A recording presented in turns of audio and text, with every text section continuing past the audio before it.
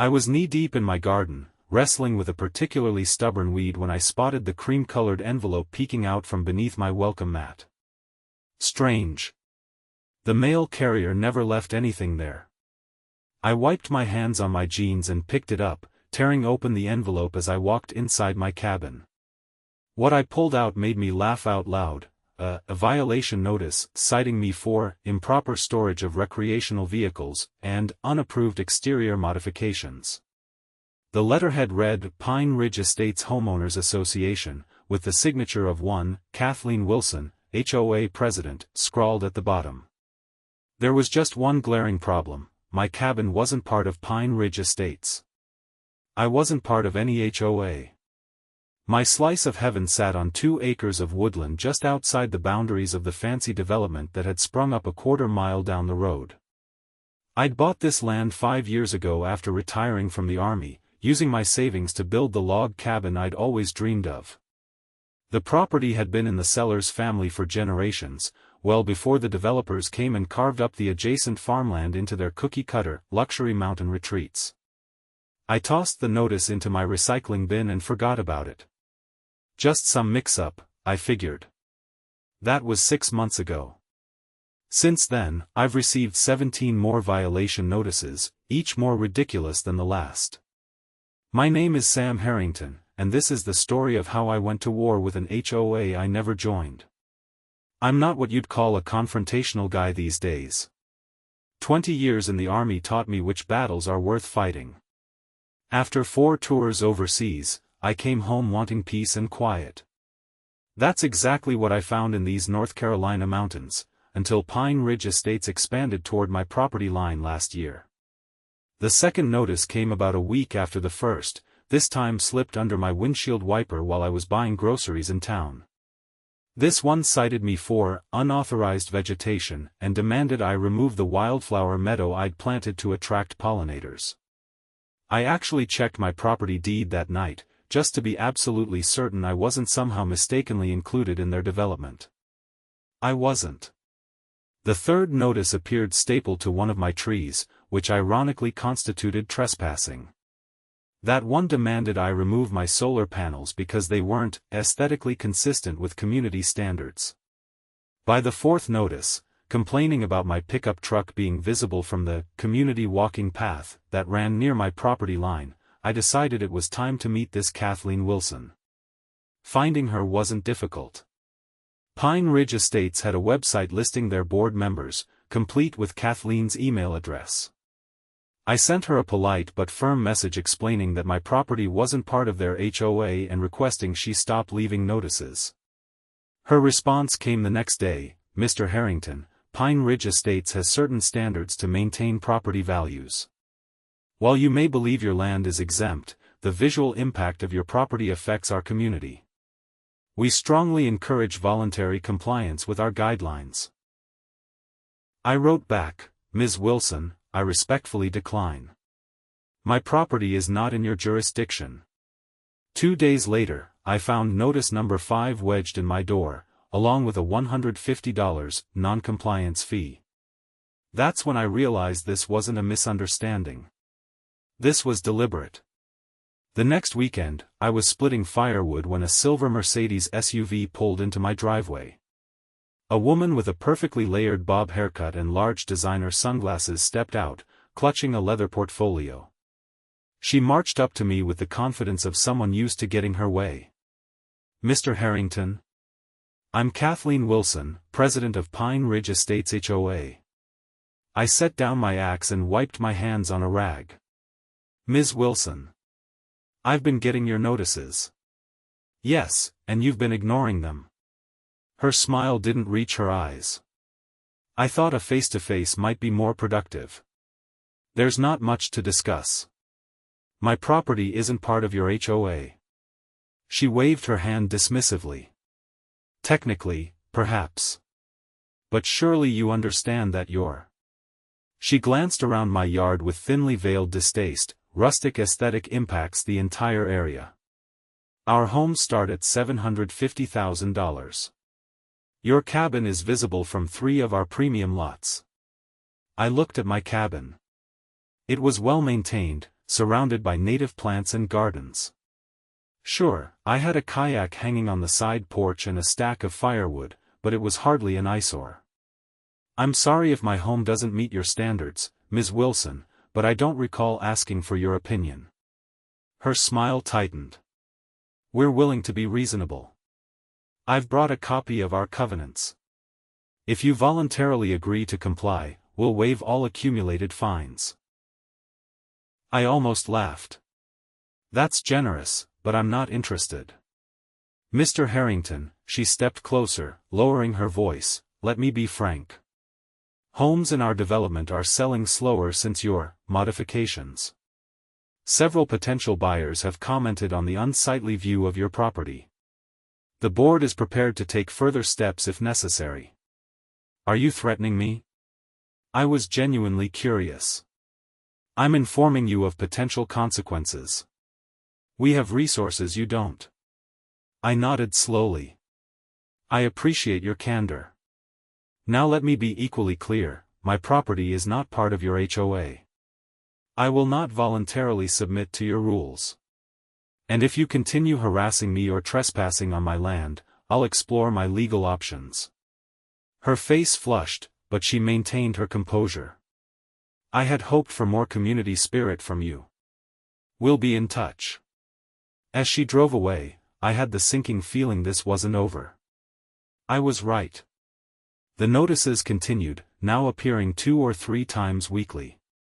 I installed a security camera by my driveway and caught Kathleen herself delivering several of them, always during hours when she likely assumed I was at work. I run my woodworking business from my workshop behind the cabin, so I was often home but not visible from the driveway. Then the notices escalated to actions. I came home from a supply run to find someone had removed the kayak from my porch.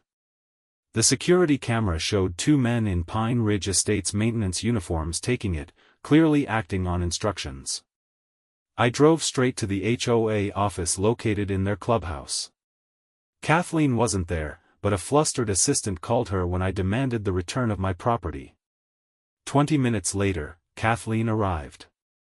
Mr. Harrington, there seems to have been a misunderstanding. You mean the theft of my kayak?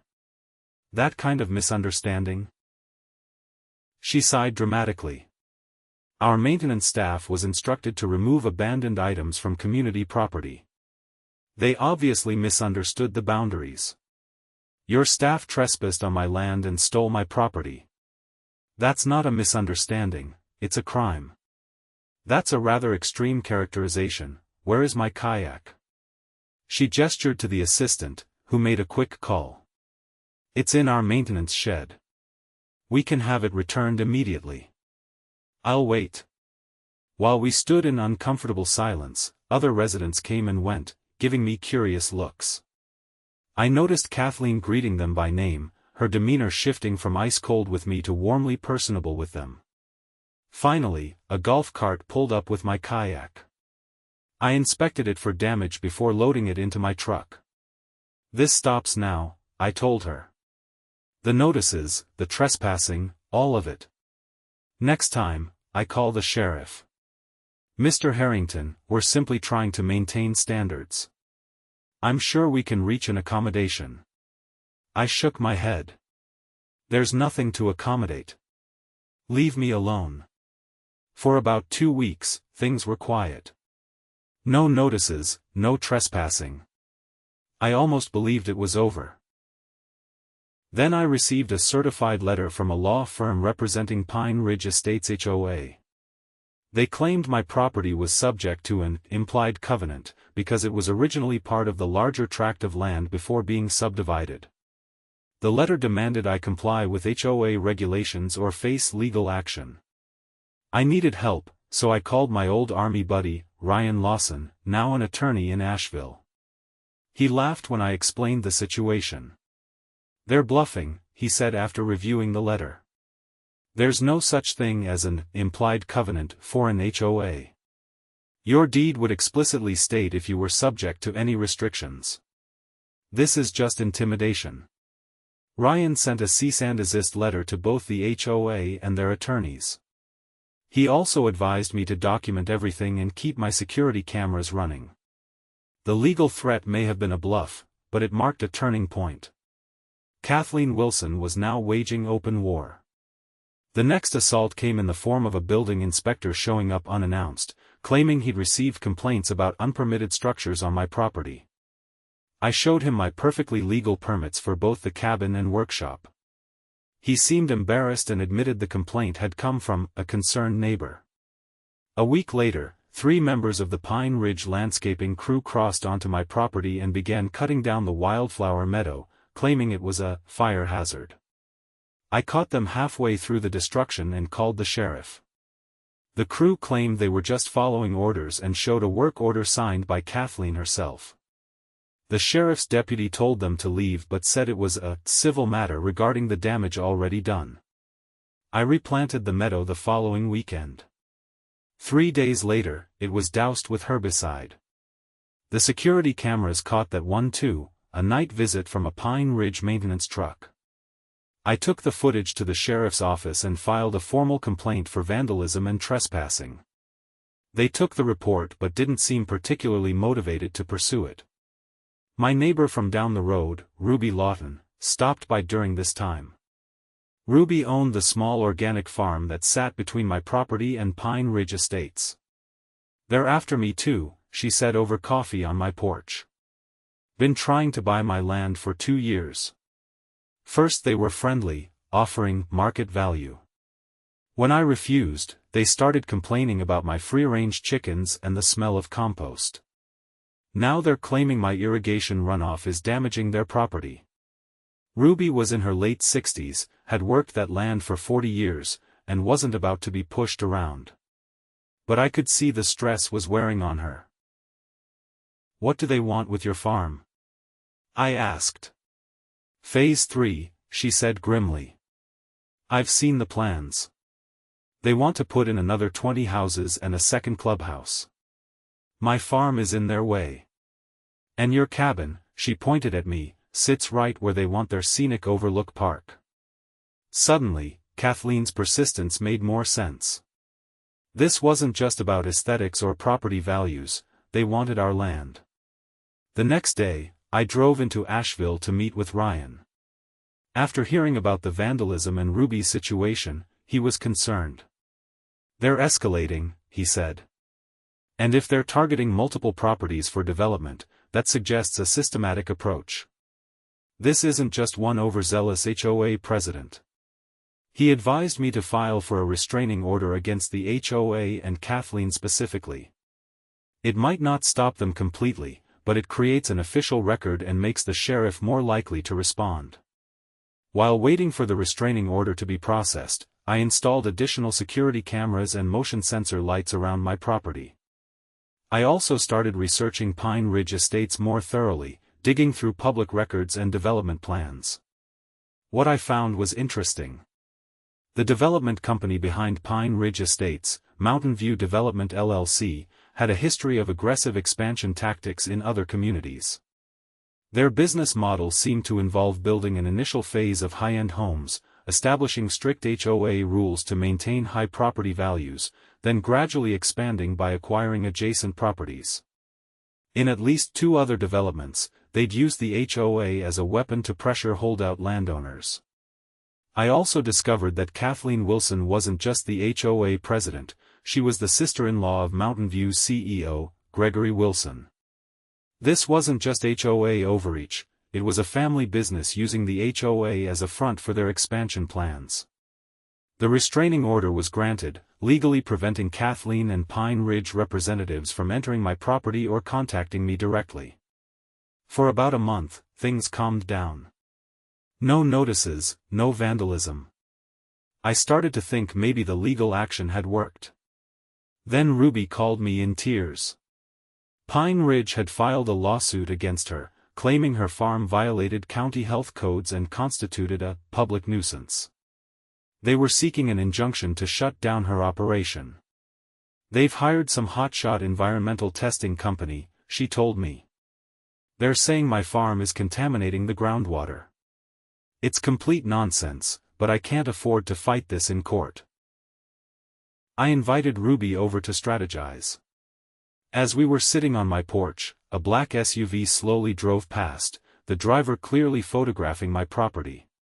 "That's Gregory Wilson," Ruby said. "Kathleen's brother-in-law.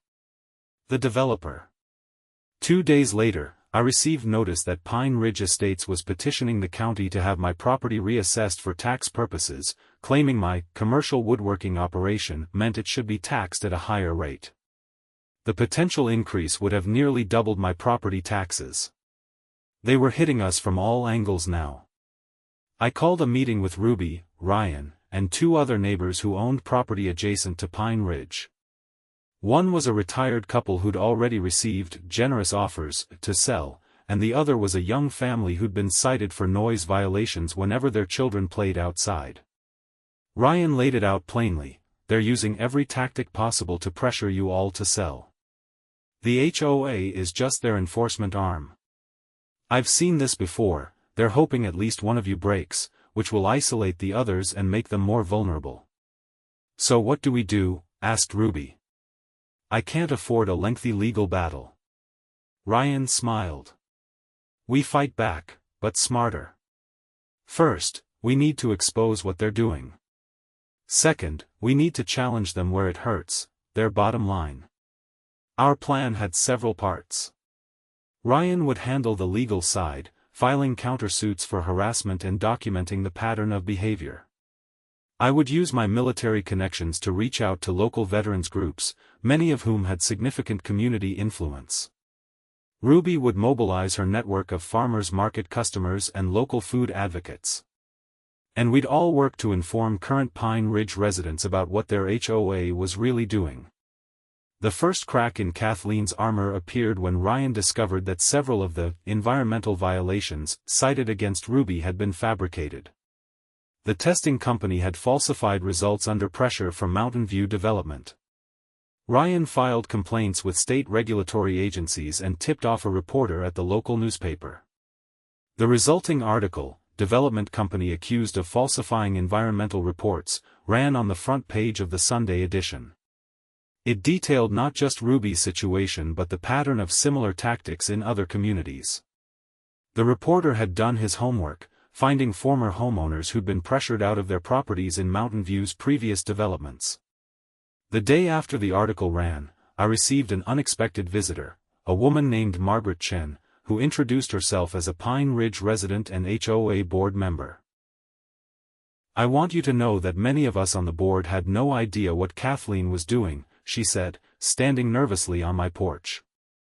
"We were told your property and Ms. Lawton's farm were causing problems for the community, but we never authorized harassment or vandalism." Margaret explained that several board members had called an emergency meeting after reading the newspaper article. They were concerned about both the ethical implications and the potential legal liability for the HOA. "We've asked Kathleen for documentation of all actions taken regarding neighboring properties, but she's being evasive. Some of us are worried the HOA is being used to do the development company's dirty work." This was the opportunity we needed. I invited Margaret to meet with our group, where she provided valuable insight into the HOA's operations and Kathleen's methods. According to Margaret, Kathleen had been operating largely without board oversight, claiming she was handling routine compliance matters that didn't require full board approval. Armed with this information, Ryan helped several Pine Ridge residents file for access to complete HOA financial and operational records, which they were legally entitled to as members.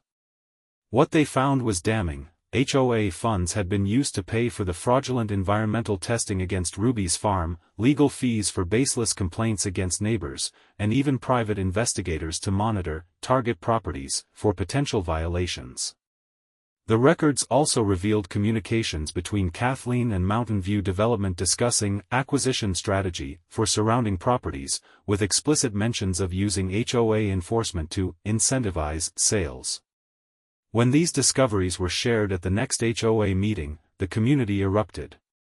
Many residents had bought into Pine Ridge because they wanted a well-maintained neighborhood, not because they supported predatory development practices.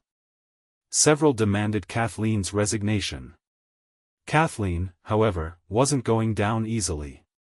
At the contentious meeting, she defended her actions as protecting property values and reminded residents that their homes would be worth more if the development expanded as planned. She also implied that those who opposed her were risking their own property investments. The community was divided, but a significant faction was now firmly against Kathleen's tactics. They formed a residents' committee to investigate further and consider legal action against both Kathleen and Mountain View Development. Meanwhile, Ruby's case took an unexpected turn when the environmental testing company, facing potential criminal charges for falsifying reports, provided evidence that they had been explicitly directed by Gregory Wilson to produce negative findings. This led to the case against Ruby being dismissed and opened the door for her countersuit.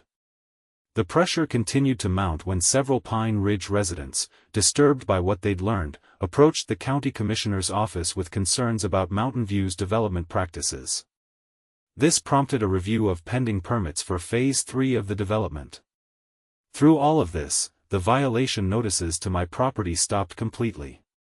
The restraining order was doing its job, and with Kathleen now under scrutiny from her own HOA, she couldn't risk further illegal actions.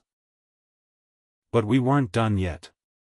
Ryan organized a community forum, inviting residents from Pine Ridge and neighboring properties to discuss responsible development practices. The turnout was impressive, with over 100 people attending, including 2 county commissioners and representatives from local environmental groups. At the forum, we presented a comprehensive timeline of Mountain View's tactics, not just in our community but in others across the state. Several former homeowners from other developments came forward to share similar stories of harassment and pressure. The final blow came when a former Mountain View employee contacted Ryan with internal documents showing the company had a systematic strategy they called perimeter pressure, using HOAs and legal maneuvers to force out adjacent landowners who wouldn't sell voluntarily. These documents, combined with the evidence from the environmental testing company and HOA records, were enough for the district attorney to open a formal investigation into Mountain View Development and its principals, including Gregory Wilson. Kathleen resigned as HOA president the following week, citing personal reasons. 3 days later, Mountain View Development announced they were revising their expansion plans for Pine Ridge Estates, focusing on enhancing existing amenities rather than territorial expansion.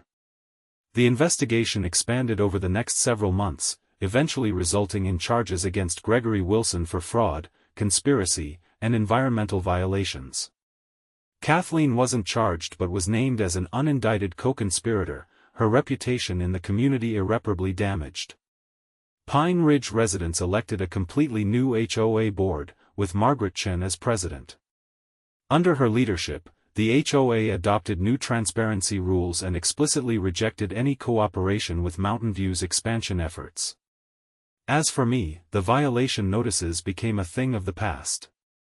In a gesture of community reconciliation, the new HOA board formally acknowledged that my property was not subject to their jurisdiction and apologized for the previous harassment. Ruby's farm was safe, with the county granting her a special agricultural heritage designation that would protect it from future development pressure. The retired couple and the young family who had been targeted also received apologies and were left in peace. One crisp fall evening about a year after it all began, Ruby hosted a harvest dinner in her barn. The guests included me, Ryan, and several Pine Ridge residents who had become allies in our struggle, including Margaret. As we sat around the long table laden with food grown on Ruby's land, Margaret raised her glass. "To good neighbors," she said, "who taught us that a true community isn't built on property values or uniform exteriors, but on standing together against bullies." I looked around at the unlikely community we'd formed, the farmer, the veteran woodworker, the lawyer, the HOA board member, and others who had found common ground in defending their homes and way of life. And to Karen, I couldn't resist adding, using the nickname we'd all come to use for Kathleen behind her back, who inadvertently brought us all together. The laughter around the table was warm and genuine. Outside, the lights of Pine Ridge Estates twinkled in the distance, no longer a threat but simply another part of our shared landscape. I still have those violation notices, all 17 of them. They're in a folder in my workshop, a reminder that some battles are worth fighting, especially when you're standing on your own ground. My cabin still isn't in their HOA, and that's exactly how it should be.